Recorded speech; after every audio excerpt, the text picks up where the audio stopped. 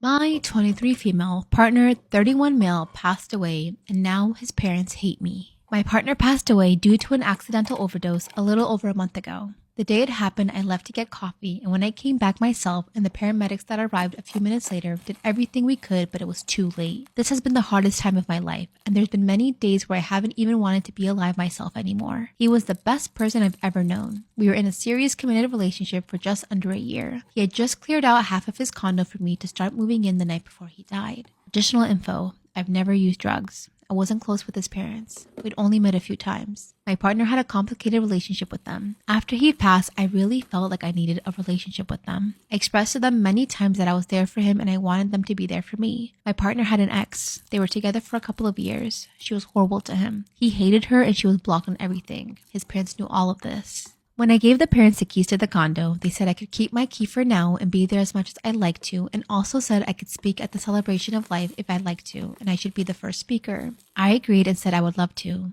They also asked for photos and videos of him from the slideshows they were doing. When I sent them over, they said most of them were inappropriate because you could see his tattoos, painted nails, or he had glitter on.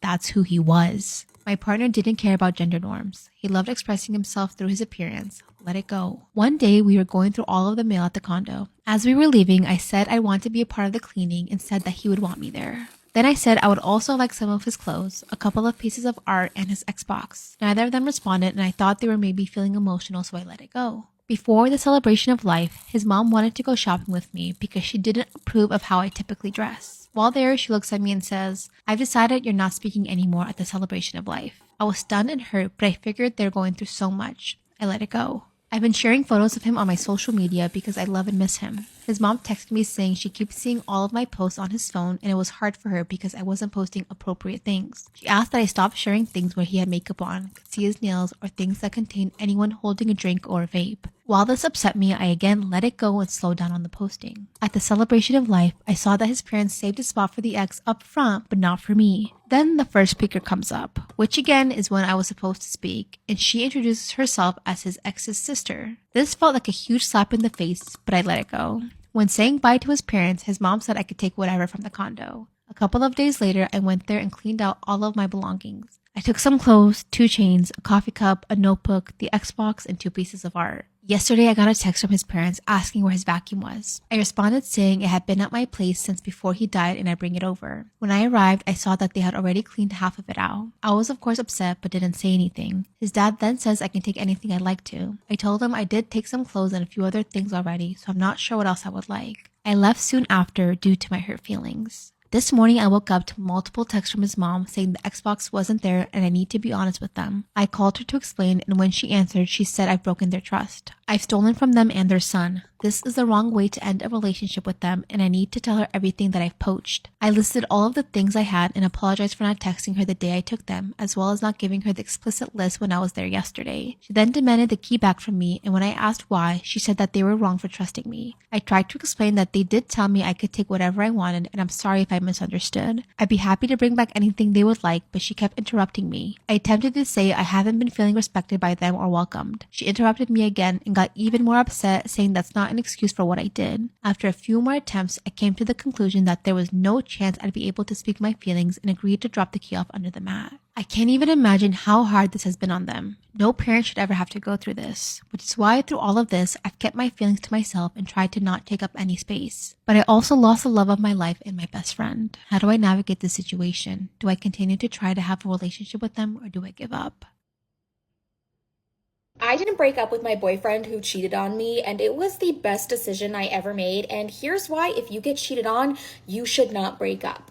So this happened in my late 20s. I was dating a guy who was working a corporate job at a law firm. Everything had been really good in our relationship until one day I noticed that anytime he had his phone, he was always turning the phone screen away from me. Anytime we were together out to dinner, he went from having his phone facing up to now facing down. And now everywhere he went, he would make sure he had his phone. He was on his phone so much more. So eventually I asked him, hey, why are you on your phone so much? Who are you texting?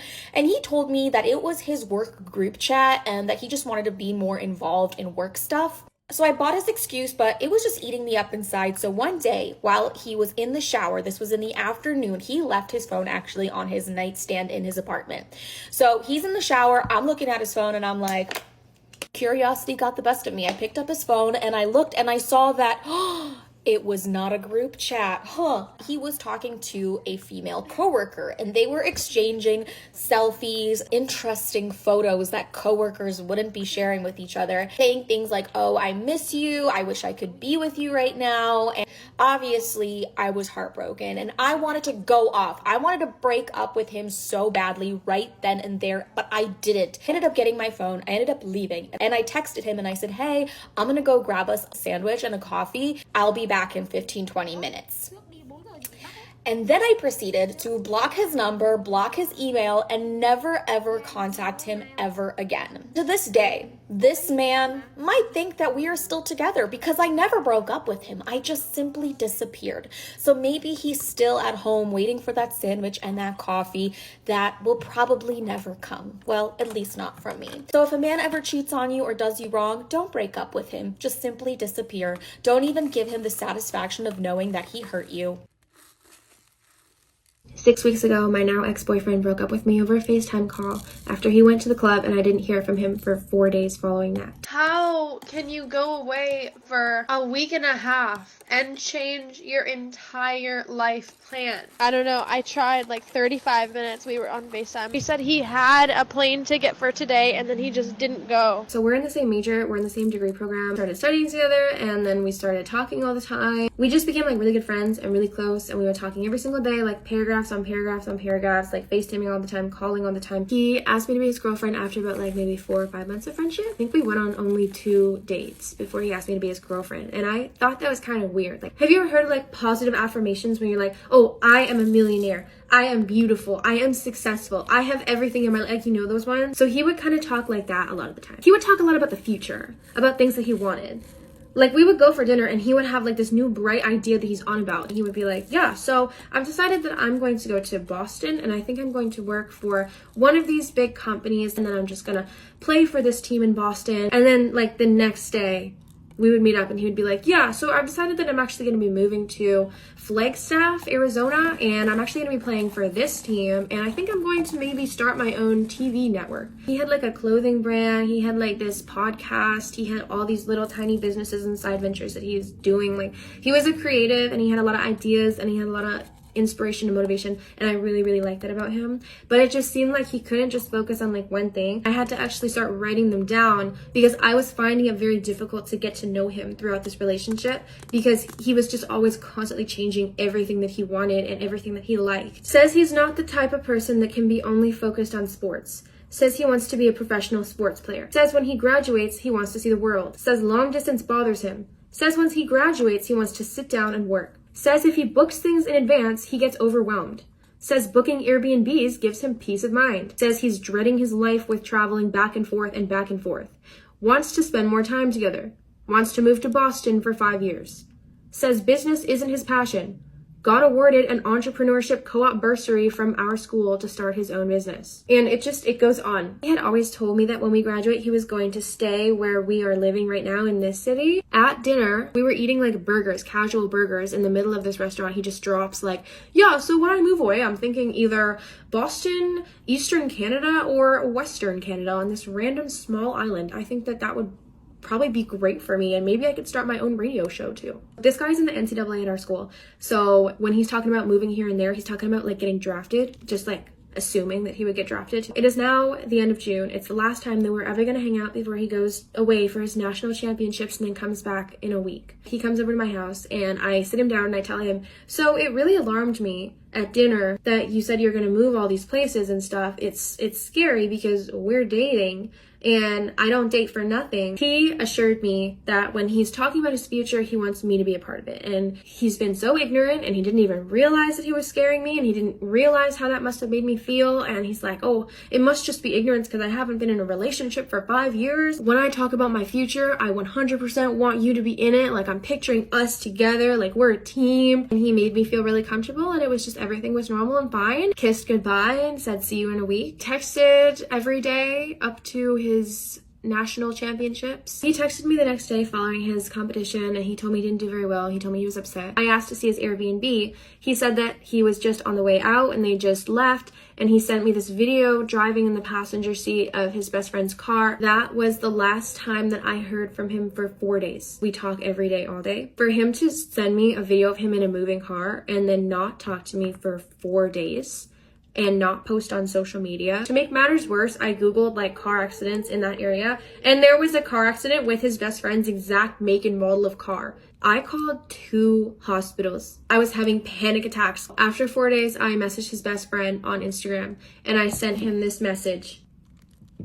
Left me on delivered. 3 hours later, my now ex-boyfriend FaceTimes me. His tone of voice was low and he was talking very slowly. He told me his phone died while he was in the car, and after the championships, they went to the club. He told me Sunday, I was so hungover I didn't even touch my phone. And then Monday, I just continued not touching my phone. And we like went out, we went to a park, and then it was Tuesday when he had FaceTime me. It just wasn't processing for me. Like it felt so suspicious. I told him I didn't want to talk to him for the rest of the trip, but then when he comes back here, then we can reconnect like in a week or whatever and then work things out. And he told me, yeah, talking in person is probably best. Like the way that he said it, like talking in person is probably best. When I messaged his best friend and his best friend didn't reply, like it's giving like his best friend was just like, oh bro, like come on, man, like, just tell her it's over. If you don't deal with this, then I will. Like, you have to talk to her, man. You can't just avoid her forever. In my honest opinion, I think that he went out and he cheated on me at the club, and then he just couldn't even bear to text me for 4 days. He was supposed to come back 1 week from Tuesday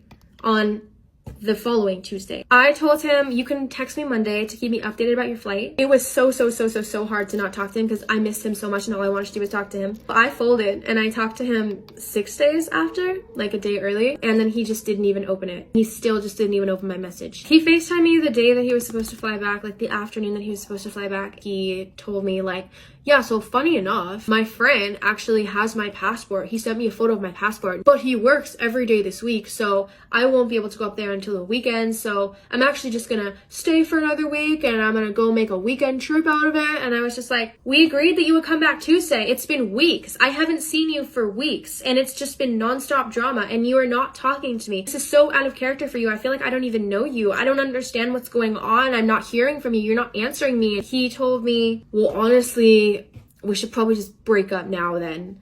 I'm not ready for a relationship anyways. Our relationship lasted 6 weeks. I haven't had a 6 weeks relationship since I was literally in middle school. This FaceTime call went on for an hour. I really tried to make it work. I really tried. Let's work on it. We just need to work on communication styles. Like, I'm fine with you traveling. I like that you're a free spirit. I like that you want to explore and that you want to go off your phone for a week. That's fine if you want to take a phone break. I support that. But I need you to just tell me when you're doing that. And he just said like, well, to be honest, what's really weighing on me is when I graduate, I'm actually going to be moving back home. I'm not going to be moving to any of those cities. And also, my friend works for Coca-Cola.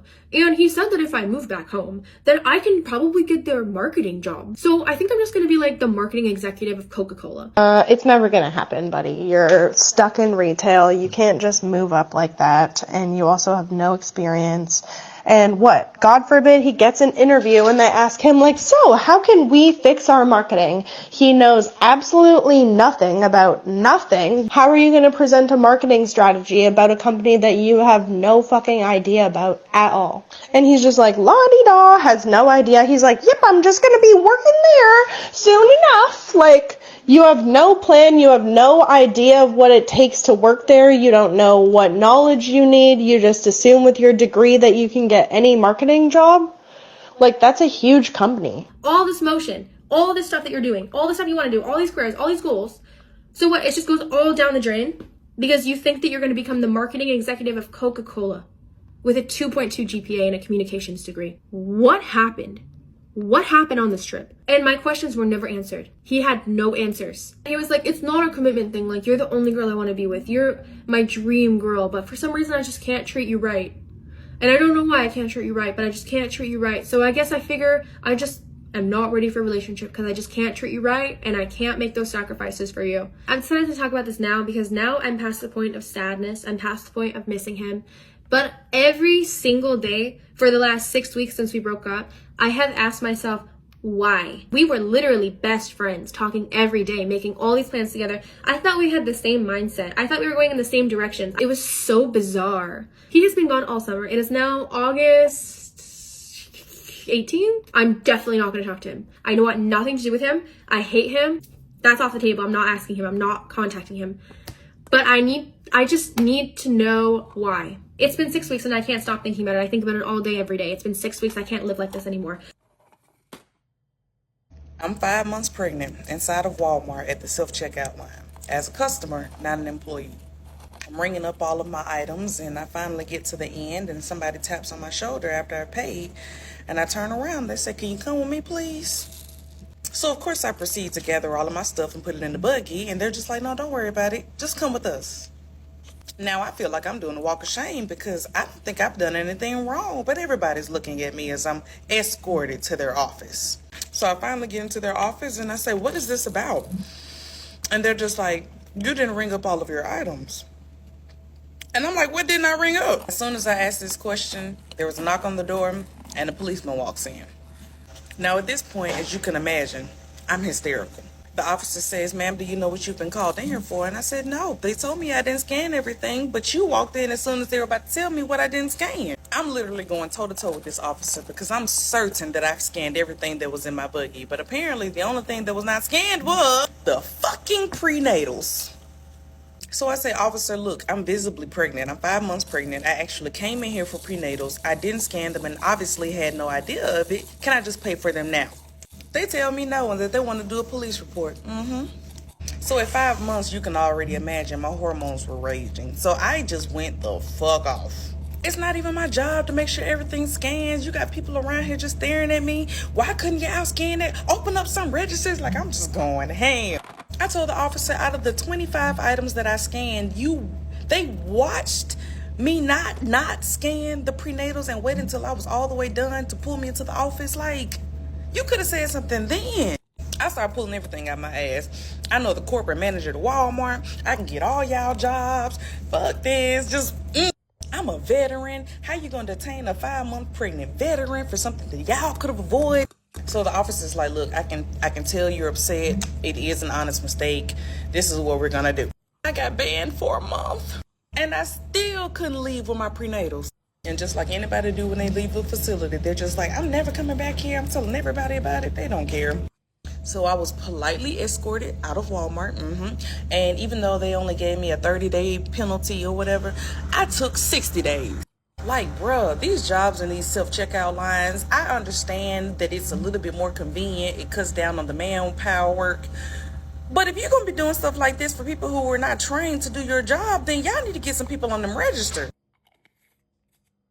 I didn't get into the college I wanted. All my friends and I planned to get into the same college together in our state, and they all got in and I didn't, so now I'm gonna have to go to a community college. I feel dumb for not getting in. I'm afraid they're all gonna stop being friends with me because I'm not gonna be at school with them any longer. Any advice? This was a question sent in for me for my new series, Ask Gemma. I think there's two separate issues here, school and your friends. In terms of not getting into the school you wanted to, I'm really sorry about that. I know how much that stings to imagine your life, how it's gonna be at this school, and then not have it come true. It just really sucks. But one thing I'll say is don't feel stupid for going to a community college. It's actually a very smart financial decision. Being able to attend college and university is a privilege. There's really no shame in going to a community college. Let's just put it this way. What does somebody who graduated from an expensive college have in common with somebody who graduated from a community college? They both graduated with college degrees. But if you really have your heart set on going to this big college, then this is just a reminder that transferring is a thing. You can totally do a year or 2 years at your smaller college and then transfer to the bigger college. And that's actually what I did. I chose to attend a smaller school first for a few reasons. Now I'm at a really large school, and I honestly feel like I've still had a really well-rounded experience. In terms of your friends, I imagine on a very basic level, it probably just stinks right now because they're all getting excited together to attend this school. You can't really include yourself in that excitement. And I completely understand your fear that the friend group is going to drift apart a bit since you're not going to be there. But I want you to remember that just because you're not at college with them does not mean you're not still getting a college experience. So yes, they're gonna be doing things together, moving into their dorms and maybe going to their first party together, but you're also gonna be doing all of those things. So try not to focus too much on what they're getting up to and take this opportunity away from them to meet lots of new people. One thing that's really good about college is that it's a whole new pool. A lot of times, the reason you're friends with people in high school is just because of proximity and convenience. I'm not saying all high school friendships, but some of them. But college is a time to meet people based on like shared experiences or interests. I don't want to be a pessimist here, but again, a lot of friend groups break up after high school, and your friends are also going to be going through changes even though they're at the same school together. So they're probably also going to go through their challenges of like navigating this new future together. And you might honestly find out that it's like a good thing that you're going into college alone because you're working with a clean slate and there's like no one that's going to be holding you back, you know? So best of luck to you. I know it all seems like it really sucks right now, but I have a feeling it's going to be on the up after this, and you don't know what kind of new experiences are in the future for you. Okay.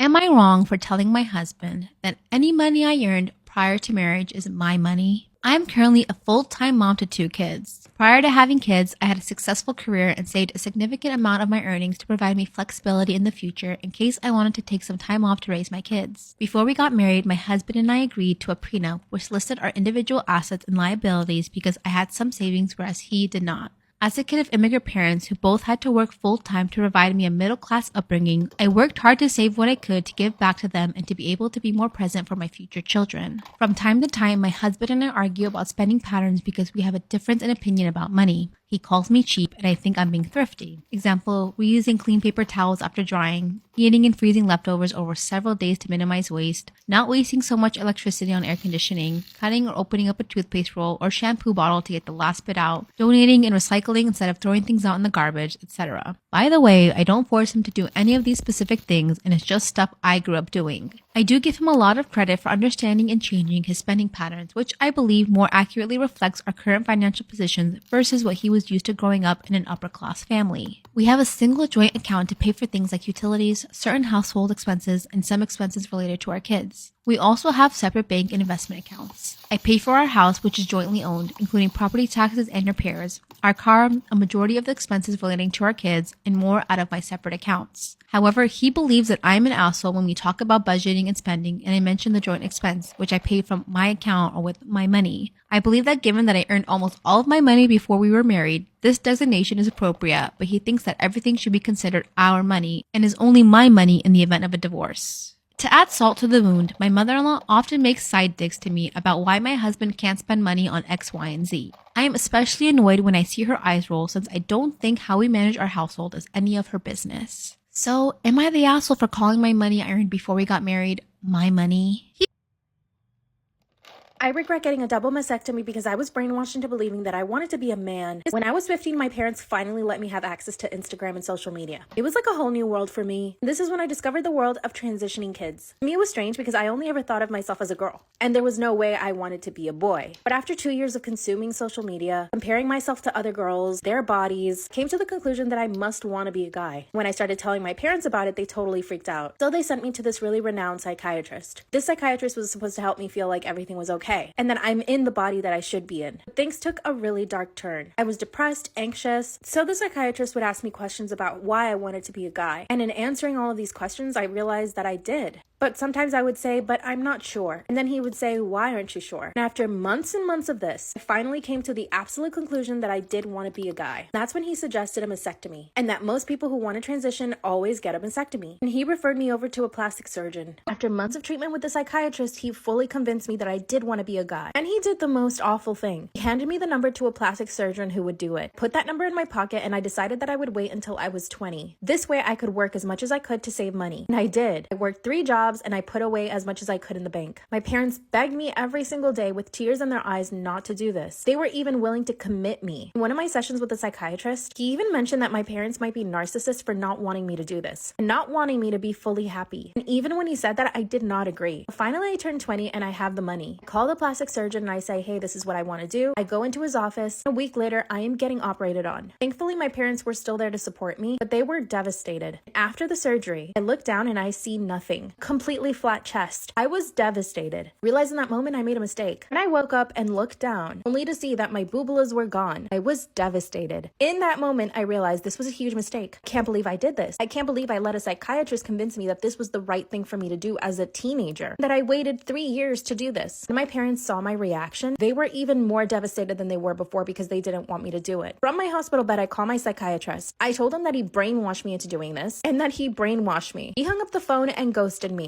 Luckily, my parents sued him. We're still going to court proceedings because of it. I was able to get implants in, which really helped my mental health. And I am so happy I didn't go further with my transition. How did I ever think that I wanted to become a guy? I hadn't even lived a life. I was still a child, and I was manipulated and gaslit. Do you think it's my fault? I hate myself for how much pain I caused my parents. What should I do? I am my father's affair child. Get ready with me, story time. So my mom didn't know my dad was married, and when she found out, she instantly broke it off, but she was already pregnant. So of course, my mother decided to have me, and honestly, she's been a great mom to me. I have no complaints. My relationship with my father is okay. He does take me out on the weekends. He does visit for holidays, but I've never really lived with him. I remember one day when I was younger, I had to go to my father's house because my mom got extremely sick. So I was there for a couple of hours. And I remember the moment that I got there, my dad's wife started yelling at him, and I had to actually separate myself from her because of how upset she was. So I was literally in a bedroom away from her. To this day, I have no idea why she was extremely upset. I can assume that she was upset because I was there, but it's not my fault that they had a baby and he cheated on her. Like, this has nothing to do with me. I'm sorry. Not to mention, can you really be upset because you knew he cheated and he had a kid and you're still with him? So my mom explained the cheating situation to me when I got older, and I realized how weird their situation was compared to how my other friends' parents got divorced. I don't know, not to compare, but it was just very weird. I do have my opinions on their situation, but honestly, he's my dad, so I try not to think much about it.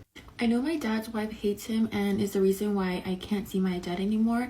And honestly, she has the reason to be mad, but also screw her. Anyway, a couple months ago, my dad actually started asking me if I wanted to spend the whole weekend with him, which honestly to me was very weird, was very sus, because his girl never wanted me around. She hated me. I had questions. I responded to him and I told him I would be okay spending the whole weekend with him as long as it's not at his house. He said his wife wants me to come and how she has a change of heart.